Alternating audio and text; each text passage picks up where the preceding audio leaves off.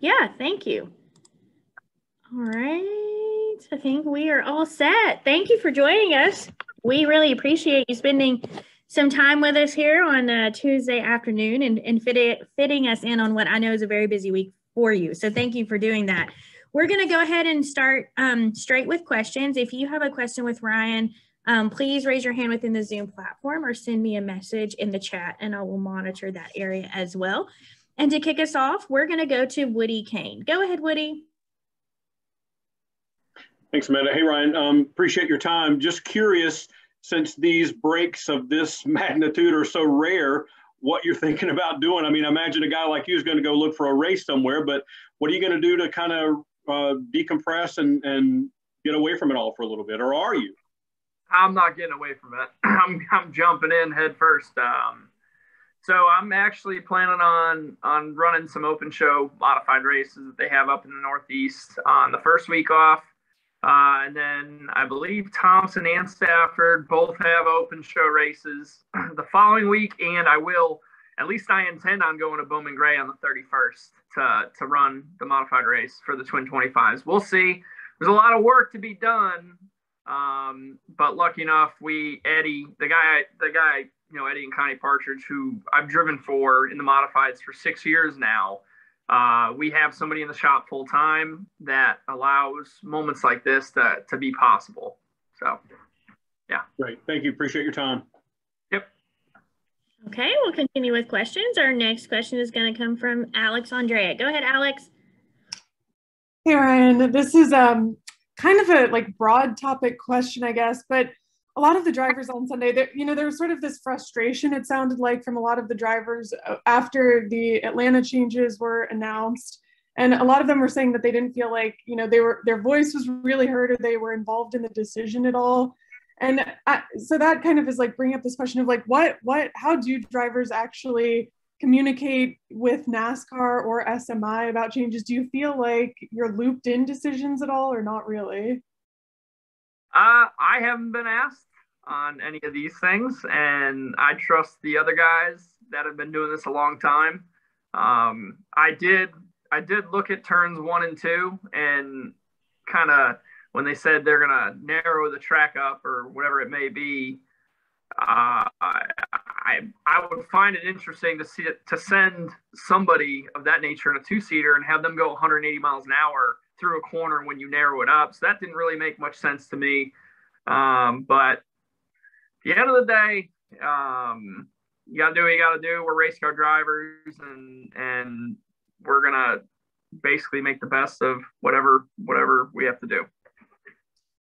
I mean, and what kind of is there any, I know there's drivers council and stuff like that, but are you involved in that at all? How do you kind of relay any thoughts to the sanctioning body or track operators?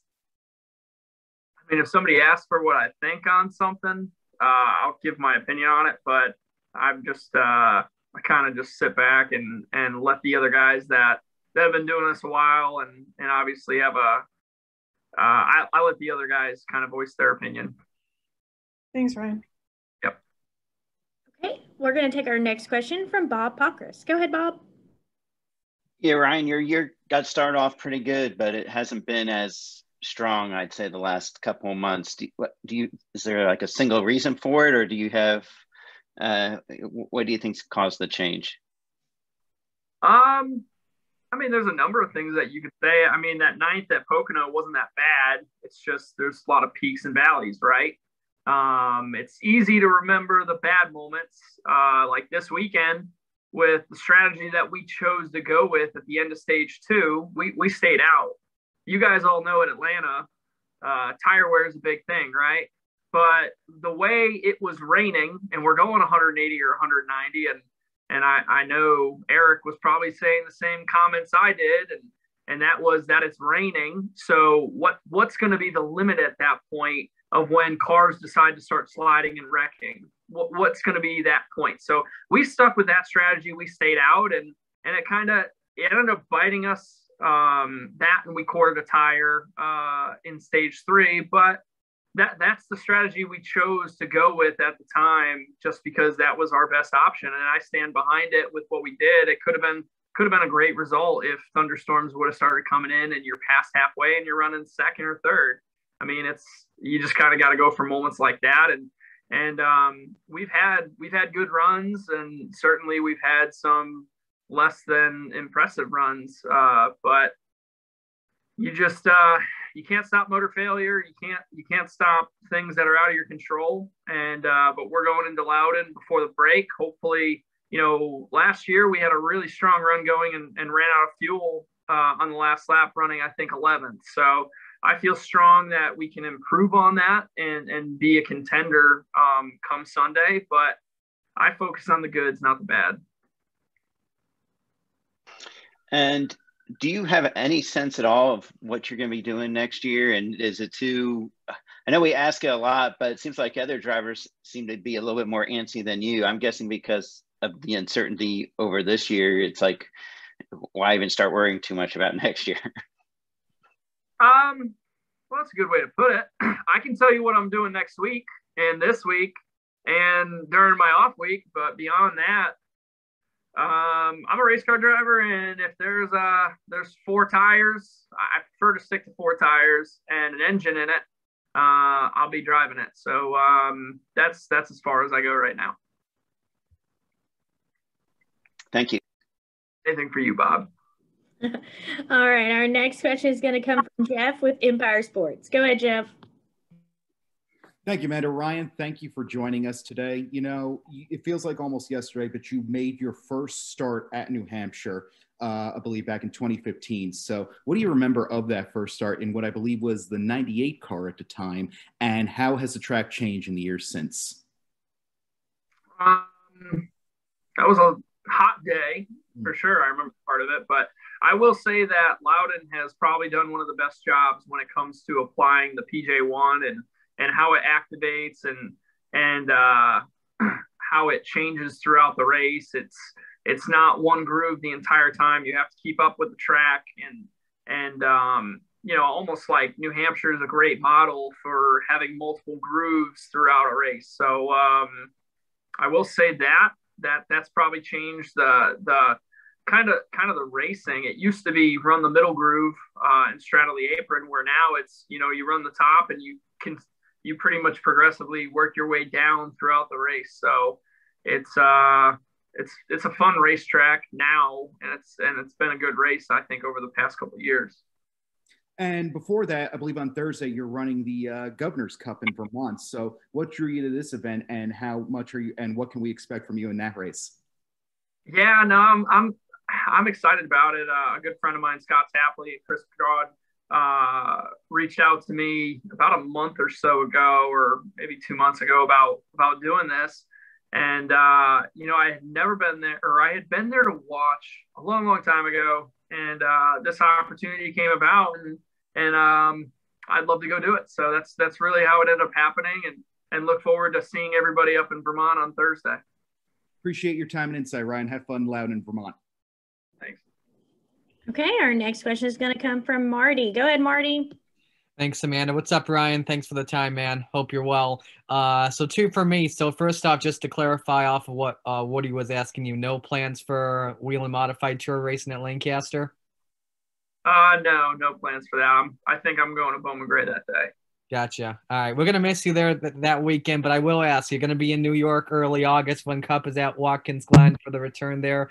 What's it mean to be back at the Glen next month? Yeah, so Watkins Glen's always I like road course racing. It's certainly different and it's a challenge. So whenever I have the opportunity to do that, I enjoy it. But just, whenever we go up north in the Northeast, it's really it's special to me just because it's where I'm from. But fans love their racing, whether it's asphalt modified, dirt modifieds, super modifieds, whatever it is, anything with a modified on it. Apparently, everybody just loves it, right? So between that and just racing, everybody's just the energy that all the fans bring to these races. It's always a good time to go up there. Thanks, man. Good luck this weekend. Okay, our next question will come from Dustin Long. Go ahead, Dustin. Thank you. Ryan, a couple things. First, I want to ask you, you're closing in on 100 Cup starts in your career, and I'm just curious, I think you'll hit that at Watkins Glen. Is there significance to hitting 100 Cup starts for you with what your career path? I don't know. I guess I never really thought about it. I never really looked at it. Statistically speaking, probably not exactly thrilling on my side of things, just because, as a race car driver, you wanna post up wins or top fives, top tens, and do all those things. So, it's different circumstances. But it's great to have had those opportunities to have all these starts, right? So that's good. And so far we've made it to all the races, which that's even better. So hopefully we can continue to do that moving forward. I know Tad works nonstop. He's on airplanes all the time or traveling all the time to sell sponsors for us. So I know I appreciate that. And, it'd be nice to go out and have a good run this weekend. And you referenced the wins and top fives, and I'm curious, your willingness as a driver to do what it takes to win a race in a late race situation. How has that evolved or changed? One, and just your experience and what's acceptable in this series, and maybe just the aspect of trying to get that opportunity compared to a few years ago. I think it shows. I mean, that truck race at Nashville, you could easily have. Well, I'm not a quitter, first off, so I'm gonna keep fighting until that checkered flag comes out, whether it's for the lead or for 24th. It doesn't matter what it is. I do the best I can with what I can that day. So, but as far as me, I know my strengths and I know my weaknesses. And one of my strengths is usually late race restarts or those pressure type situations. It seems like I can focus that much more. So I enjoy those moments, and but yeah, I don't know. I enjoy winning races, man. That's what I live for, and I like adding trophies to my trophy case. And I guess the question is there get to be a point where it's no regrets, you just do whatever? And look, certainly, obviously, there's things that's more open and allowed, and you throw out some of the unwritten rules, but certainly there's contact and things.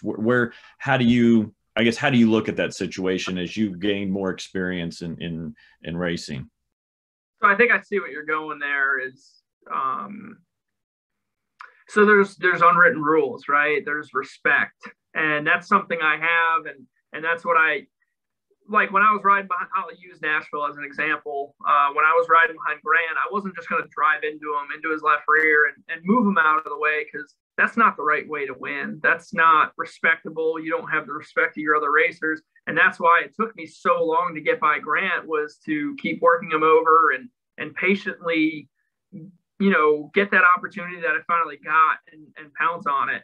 Where it seems like there are I don't know if it's necessarily become okay, because it's not, but some just choose to drive right into people and move them out of the way like they're at a go-kart track, and like you're paid to drive go-kart track and you're messing around with your friends. It's just, that's not the way to race. And that's something that I've been fortunate enough to race against guys like Mike Stefanik, Reggie Ruggiero, Jerry Marquis, Teddy Christopher, all people that were in the Northeast, very, very mature, had been racing a long time. And, if you stepped up, and I'm no angel, I've certainly made my fair share of mistakes or made those bad decisions, but I learned from them, and I choose not to make those decisions, or at least try not to. It's, every moment's different, and those opportunities, if you get roughed up, you end up roughing them up back. But,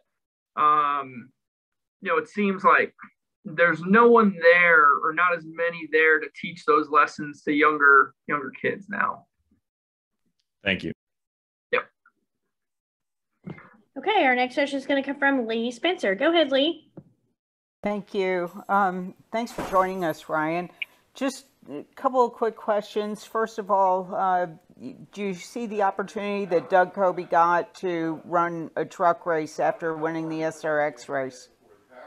Oh yeah, I was in a text message, group text with him and another modified guy, Justin Bonsignor. We were all really happy for him.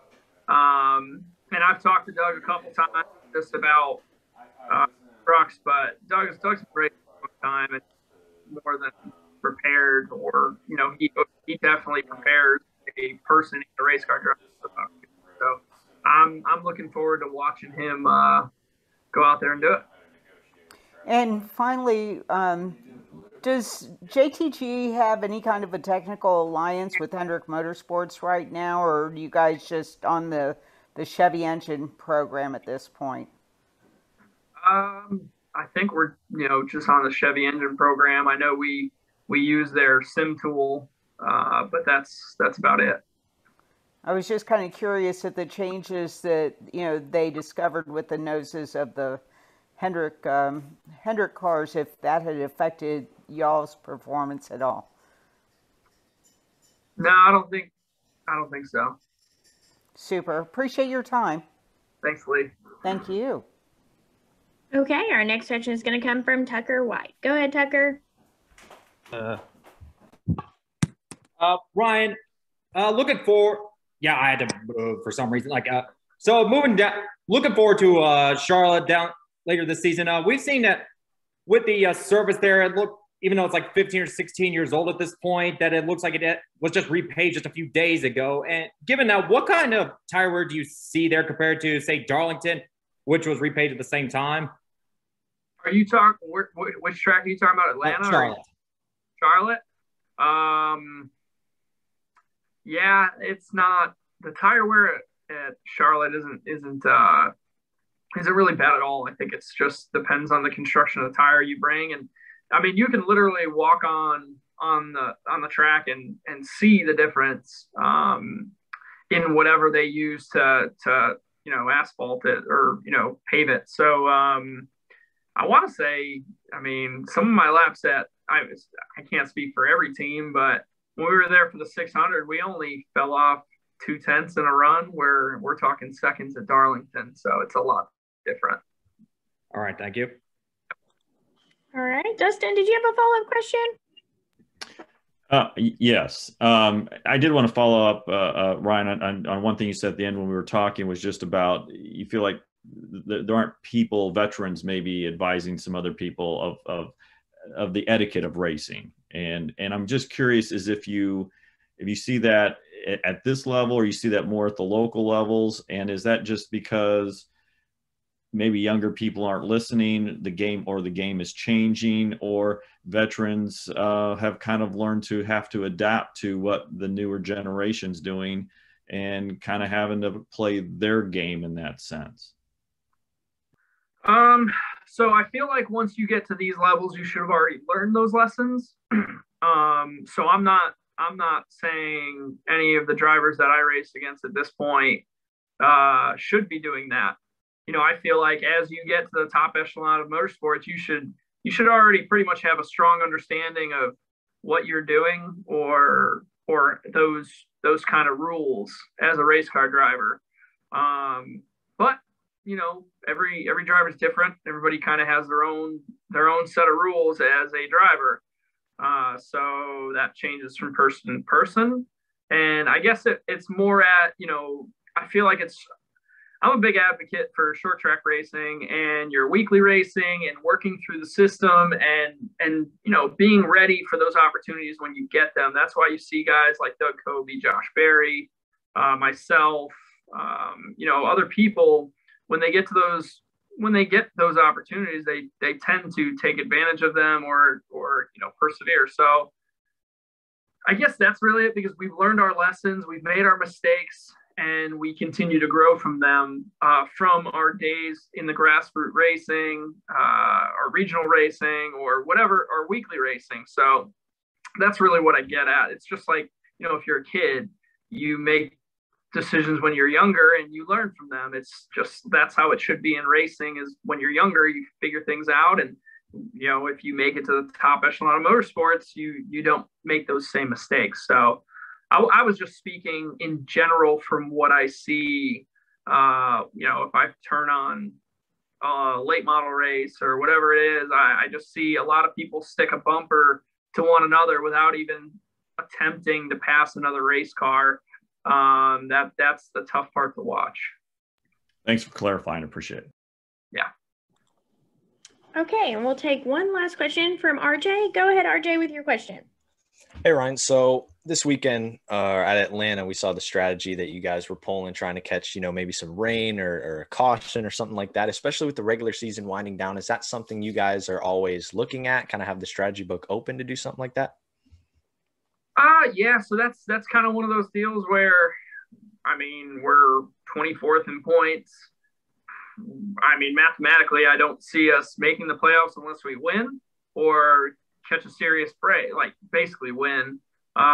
So we take risks like that to where we can pop something off. It worked out for Chris Buescher at Pocono, 3 or 4 years ago, or 5 years ago, or whatever it was at this point. So those are those live or die moments that you got to go with. But Daytona's still on the horizon, and we've had some really strong super speedway cars. If you look at it's frustrating because at Talladega, we had a penalty late in the race, but we had a awesome race car that I felt like we could have contended for a win. So moving on to Daytona, I feel like we could definitely be a contender. Awesome. Thank you. Best of luck this weekend. Thanks. All right. Lee, did you have a follow-up question? I do really quick. Yeah, go ahead. Ryan, you kind of bet the farm on yourself when you were at Joe Gibbs Racing, and I you see guys over there that are in similar situations, and I look at what happened on Saturday and think how different that could have been. I'm drawing a blank for the kid that Kyle turned at the last minute, but just kind of wondering. When you're racing, thanks. Sorry, yeah. I'm working on something else right now. But when you get in a situation like that, is it kind of heartbreaking because you know how good you have to be to persevere against a guy like Kyle, and then you see a kid like Ty Gibbs coming along, coming up the pike, and just a phenomenal talent and. How do you keep yourself pumped up? How do you kind of balance all of that and maybe what Hemrick's going through right now? First off, you're in a similar situation. That's why I'm asking. Yeah, no, I get what you're saying. So Daniel's been around a long time and he holds himself very well. So, as far as, moments like that, it's going to be one of those things. Once you finally get that win, you can hopefully keep doing it. It's always the hardest one is always the first one. But a lot of it is circumstantial. You need all the pieces of the puzzle to be correct and fit just right for it all to happen. It's not easy. So yeah, I don't know. That whole deal worked out. It was meant to be. And that's like KHI putting Hunt Brothers Pizza and Morton Buildings on to make those 2 truck starts. Without winning Nashville, it would be sometimes those starts to really get your head mentally, put your head to where it once was, or it always was. It's just like when I show up to a modified race, I know I can win. Every time I show up mentally, I'm 100% prepared. So I'm sure Daniel's the same way. At some point, don't you have to win? Shouldn't you have to win to get to the Cup level? I agree, but at this point, it's I don't know. So, yeah, that for sure. You need to win. This is a performance sport, and it's not like it's it's a team versus team. It's 36 other race car drivers, so it's certainly not easy, but yeah, it comes down to winning. That's how I've kept myself at this level and continue to kind of fight for every chance I get. Super. Thank you so much. Thanks. All right, Ryan, thank you so much for your time, and we wish you the best of luck this weekend.